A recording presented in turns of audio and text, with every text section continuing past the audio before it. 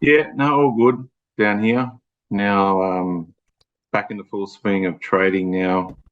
Doing about 10 trades a day and really looking forward to this intake of creativity. Learned a lot from last year, so really keen. I hope.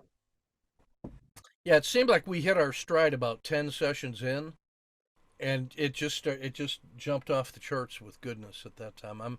We're doing good here in Kansas. Got a couple weeks till outdoor season starts. We had a good strategy meeting with the club board of directors last night.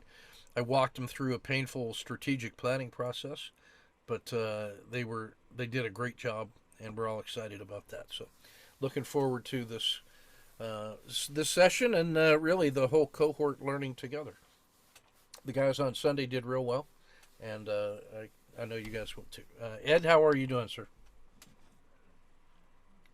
Good evening, Sensei. How you doing? In New York, we got about 6 inches of snow on Long Island. So I had to fight with the snowblower, and I forgot to spray the silicone on it. So it was very heavy, very wet, and it's been a kind of a rough day. Not from the snow. I had to go into Manhattan, which is 80 miles from where I am, and I had to go talk to some doctors about returning to work, which is not looking good, which is, I guess, okay at my point, but it brought up a little memories, so I'm kind of a little wiped. Little rough day dealing with the PTSD is just one of those days. But I'm here. Aho. It's good to see you, man. Pascal, how are you doing, sir? I'm doing well. I'm in Ottawa, Canada. I think we might have received a little bit more than 6 inches today. I think we're over 7 feet so far this year. Feeling a bit run down. It's been a tough few weeks, and today was no different. I'm not trading yet. But I'm hoping to that this will give me the push to get started. I'll Yeah, I'll say be careful listening to the Sunday session because Damon asked me how to get started, and you know, got a little vigorous on that one. So be careful about the motivation. you know, Uh, Dan, how are you doing today, sir? Doing well. I'm in Silver Spring, Maryland, where we did not have any snow and have not had any this winter. Um, and it was a pretty good day. Didn't get any trades done, but I got a couple yesterday. Awesome. Jeff Uh-huh. Southern, how are you, sir? I'm great. It was 83 degrees here in north central Louisiana today. I hate to bring that up because not everybody's enjoying that. A friend of mine I just talked to in Southern California, they're suffering there too. He said they're probably going to declare a state of disaster because of the snow in California. But we're summer like right now. It probably won't last. Usually sometime in March we get hit with ice storms and really bad weather. But I live in Monroe, Louisiana. I was raised on a small ranch in Texas, right in the center of the state. The nearest town had about 400 people in it.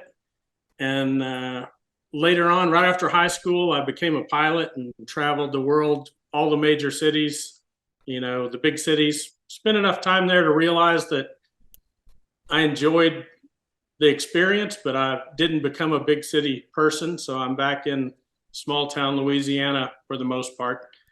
I've been flying airplanes and in the aviation business all my life. I've been doing that and trading for most of the last 30 years. And primarily what I do now is fly an air tanker for the Forest Service. So we support the brave firefighters that do wildland firefighting across the United States. And my goal is just to turn my trading hobby of 30 years into something that looks like a business. Oh, are you flying Uh, refuelers or are you flying the flame retardant no, related? actually, yeah. Yeah, we get mistaken over the comms by the air traffic controllers sometimes as military refuelers, but they use the term air tanker it's kind of colloquial because there's probably only about 100 of us in the whole United States, but we haul fire retardant and drop it to support the efforts of the ground firefighters on the ground. Okay. To fight wildland What do you fires. What do you use for that? Is that a C-130? Is that a C-130 variant? No, we do have some C-130s in the fleet. I fly what's called a single engine air taker, which is a smaller single engine airplane. We're kind of like the fighter group of the whole task force. So we do the close air support missions and the close structure missions where precision is required. And we haul a lot less. Did you say that was a single prop or a twin prop? Single, yeah. Wow. Yeah, it's built in Texas. It was purposely built for aerial firefighting. Nice. Jesus, that close air support into a fire. Right. Yeah. Aho. Damien, how are you doing? I'm doing fine. I'm for the people that don't know, I'm from Pittsburgh, Pennsylvania. I moved to the U.S. in 1983 to finish my education. I'm here to stay, not going back. And I joined. Well, I should say this. I heard from Ken Law for Van Thorpe last year, and he had a good thing. So I decided to hook up with him to learn the right way about trading. So I have a lot of bad habits that I have to get out of the way. But one of the things that I can say is I followed the simple plan of Ken. I took over the last 2 days 6 trades. 5 of them were profitable. I have another 8 or 9. So I'm happy with the outcome. Well, I guess our work here is done. Moving on. No. Tip your wait staff on the way out, and we'll see you next week. Tip your waitress. William Long, how are you doing, sir? Quiet. I am rolling. No, not doing too bad. I apologize for my tardiness. I was out in the field. I started back to work part-time as a hospice nurse. It is also one of my passions besides trading. That, and I wanted to have somebody else pay for my insurance. So we're about to be looking at the weather report here in Detroit. It's rain, then wind, then ice, then snow, then ice, then rain. Then the next day, wash, rinse, and repeat. So weather challenges, but other than that, doing well. That's it. That's it. All right. From Lake Wobegon for now.